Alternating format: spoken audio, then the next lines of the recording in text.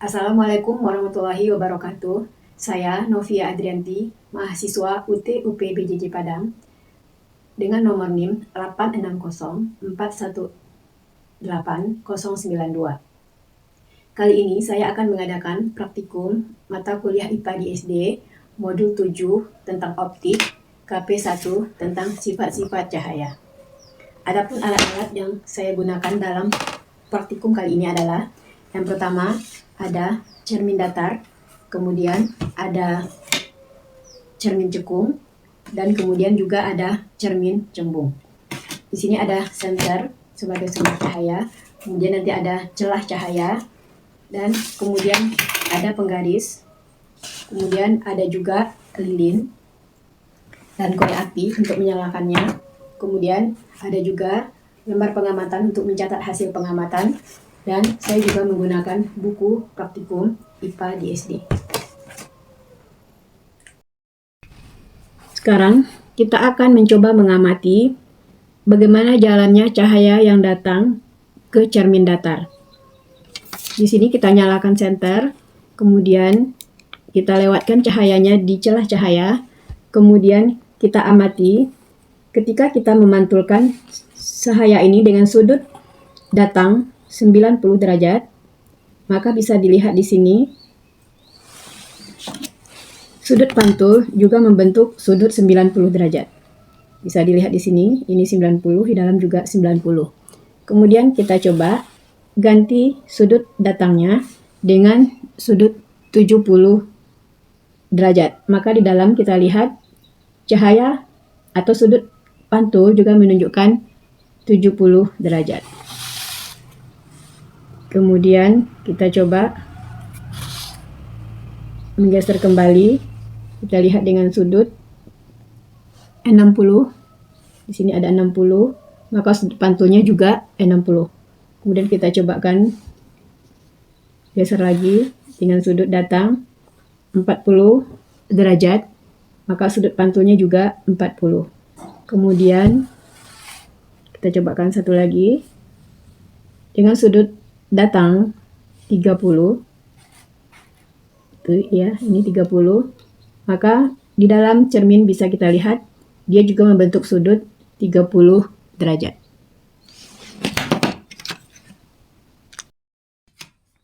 Sekarang kita akan melihat sifat-sifat lain dari cahaya yang melewati cermin datar.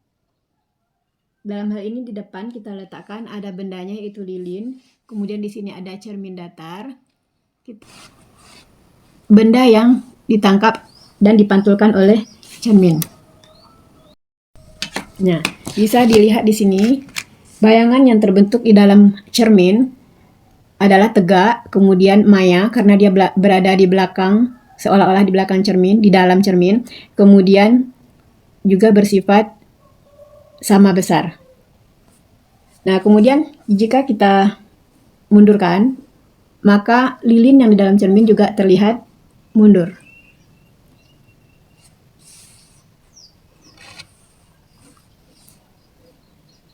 Dan jika kita majukan, maka dia akan terlihat juga maju. Dan kemudian jika kita ukur jarak dari lilin ke cermin, misalnya 15, maka bisa kita lihat jaraknya di dalam cermin juga 15 cm. Jika lilinnya dimajukan, jadi jarak 10 cm, maka jaraknya di dalam cermin juga menjadi 10 cm. Nah, sekarang kita akan mengamati bagaimana pemantulan cahaya, dalam hal ini benda, ketika mengenai cermin cembung. Bisa kita lihat di sini. Ini adalah cermin cembung. Kita arahkan, sejajarkan dengan lilin sebagai benda. Bisa kita lihat di sana, bayangan yang terbentuk adalah bendanya diperkecil, kemudian tegak, dan bersifat maya. Nah, kemudian jika kita pantulkan cahaya dari lilin ini melalui cermin cembung, maka di layar dia akan menyebar. Artinya dia tidak terlihat bendanya. Karena sifat cermin cembung memang divergen atau menyebarkan cahaya. Nah, sekarang kita coba lihat bagaimana pemantulan cahaya pada cermin cekung. Dalam hal ini saya gunakan kaca rias. Nah, di sini bisa dilihat bayangan di dalam cermin bersifat diperbesar, kemudian tegak, dan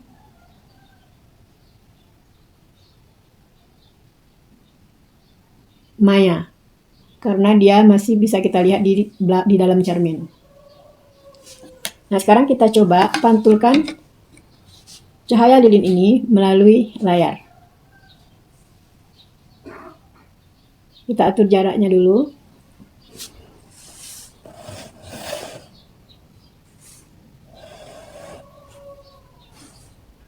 Nah, bisa dilihat di sini. Cermin cekung ini bersifat mengumpulkan cahaya. Jadi terbentuk bulatan besar di layar, tapi belum kelihatan lilinnya. Kita coba atur lagi jaraknya. Nah, sudah kelihatan lilinnya. Kita mundurkan, kita atur lagi jaraknya.